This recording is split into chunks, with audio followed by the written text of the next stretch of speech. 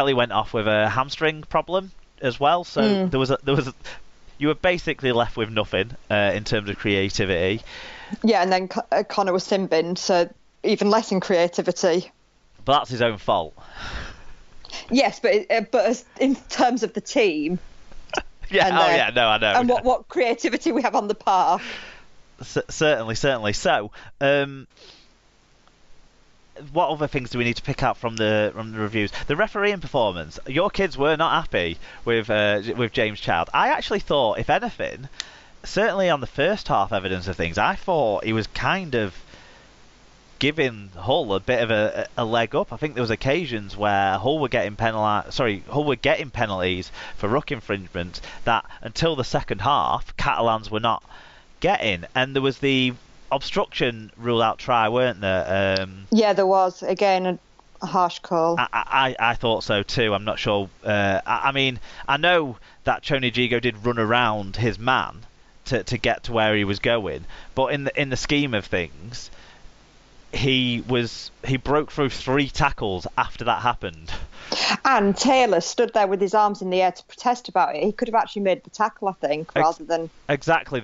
I think there was 2 Hull players, really, who probably could have got to him by the time he was still breaking through those other 3 tackles to have stopped it. But it's this whole, well, we know it's going to come back. And actually, the weird thing about this one was the Catalan player was walking towards his own side of the pitch, if you know what I mean. He was walking back away from the try line. He was trying to get out of the way rather than trying to get in the way, but obviously with it being so congested in that area, he did get in the way, and it was kind of a broken play as well, which doesn't help. But we've seen so many games that aren't on TV where a broken play has resulted, a player's gone round the back of his own player because it's a broken play, and it not be called for obstruction because other defenders have had a legitimate chance to pull off the play.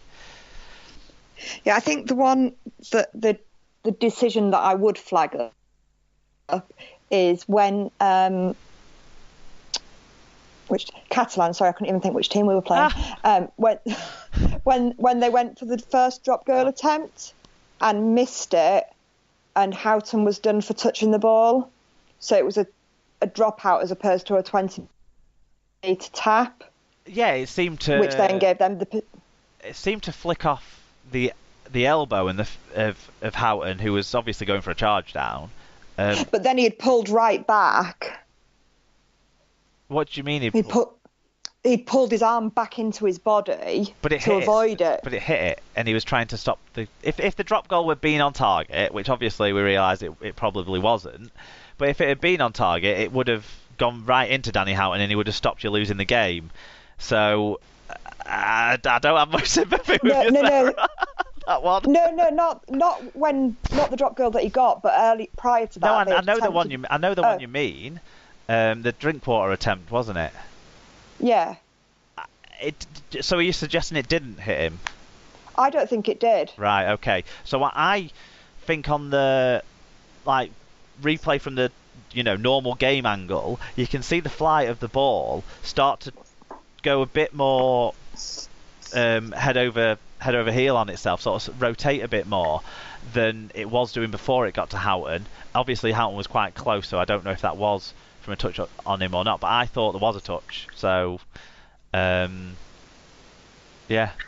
we'll have to we'll have to agree to disagree.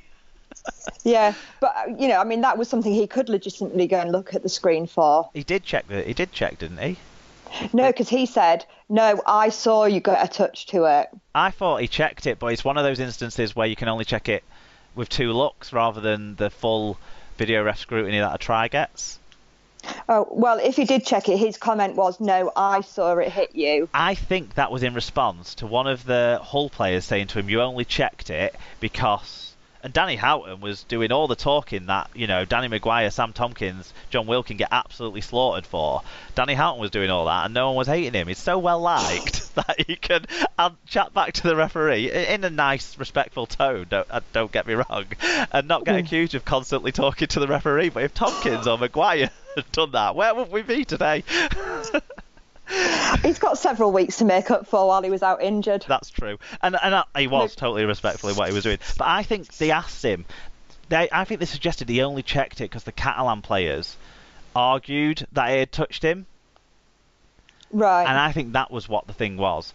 Okay. But anyway, that aside, I do think the refereeing wasn't consistent from the first half to the second half, in that it did seem that all the things that one side were getting pulled up for in one half, all the other side was starting to get pulled up for those things after half time. Yeah. And vice versa.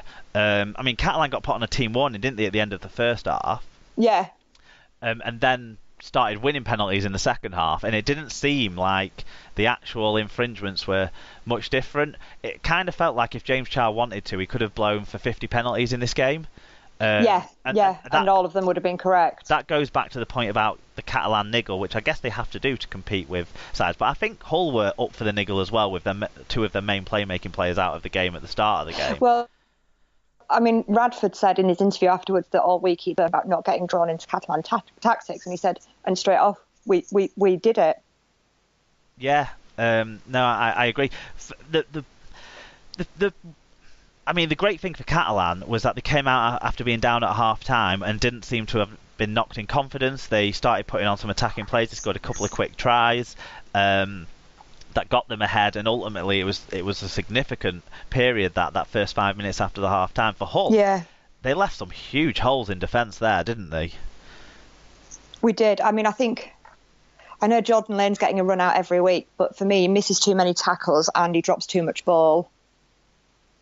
Yeah, and it was down that sort of channel, wasn't it, that both the tries were scored. Yeah. The Drinkwater try.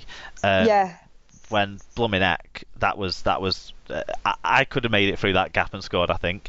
And the Tony Gigo try as well, which was a bit better work by Catalan. They basically drew all of your defenders to one side of the pitch and then made tons of space for themselves to score. Do you have anything else? Sorry, go on. I was just going to say, Griffin made the break and passed to Framer, who I think really should have just run through the defender rather than stepping and trying to go on the inside and get tackled. Yeah, that was a big chance blown, wasn't it? Yeah, he just didn't seem to quite know what to do. Jordan Abdul's leg break, do we know anything more about how long he's going to be out for? Well, the talk is 10 weeks. And he's also got a broken collarbone, which he sustained in the first tackle of the match. They're so tough, aren't they, these guys, to do that. Obviously, David Mead injured his knee. That looked quite concerning too, so I'm not sure how long he might be affected for with that injury. It's not great that there was a couple of serious injuries in the game. There was Kelly... Sorry, I was just going to say Kelly's going to be out for about 3 weeks, they reckon, as well. Wow, okay. Well, let's hope that impedes his ability to get around the pubs and get around the... McDonald's. Yeah, get around the takeaways afterwards. The last thing to touch on, I suppose, is for some reason in the write-up for this, when he's been fighting, he's been called Jake O'Connor, but when he's kicked this is in League Express, but when he's kicked the goals, he's been Jake Connor. So obviously they think there's a bit of Irish in him when he starts fighting. I don't know if they're He's a bit Jekyll and Hyde. Yeah, with Michael McAlorum. Now, obviously, Connor started it by reacting to a perfectly legitimate tackle attempt by pushing someone round the head, and Michael McAlorum reacted to that with a punch. Probably a couple of other players got a bit unnecessarily involved in the incident after that. There were a lot that, everyone seemed to go piling in and actually, throwing punches and all sorts. It's well, even right to the end of it all, Connor was, I think it was one of the Catalan forwards who he just basically kept repeatedly from very close distance, so they weren't going to cause any damage or anything, but repeatedly just poking him in the face with his fist. Like, I think he was trying to get him to swing at him, obviously, because Jake Connor is, if nothing else, just a total wind-up merchant. He's not a tough man, he's not a hard man. He's a very, very skillful rugby league player and a total wind-up merchant. He completely upfront says that. He says he doesn't know how to keep his mouth shut. Yeah. I bet he would have been a right prick at school. Yeah. But he's a class player, so...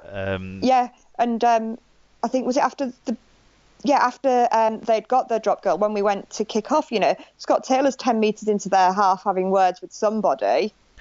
I think they were suggesting that they were trying to slow down the restart somehow, somewhere, some way. But what I don't like about that is Jake Connor and Scott Taylor would have been the first two people to kick the ball off the tee the other way and slow down the restart if you had a 1-point lead. So, calm down, lads, I think, about gamesmanship and stuff like that.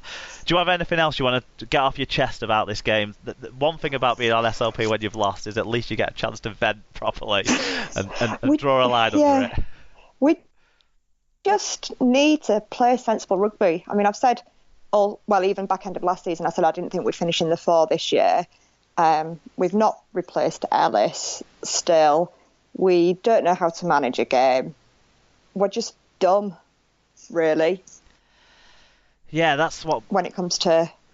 You're not consistent enough any of it as well. No, I mean, and Radford said, we got up for Leeds last week. We'll get up for Castleford next week. We just didn't bother getting up for Catalans this week. Yeah, and it's true. And Catalans, to their credit, Drinkwater had a big influence on them. Not all, everything he did wasn't perfect, but he had a big influence on them. Yeah. I thought moving Samisoni Lange to the centres was absolutely spot on. It should have happened way sooner this season. And now they might actually think about sticking him there because he did everything he was doing good at 6 in the centres, but didn't do all the stuff he was doing bad, like being a lazy defender, having no kicking game whatsoever, and not really being much of a passing threat either. And so hopefully that'll pave a way for McNamara to make the right choice. It kind of was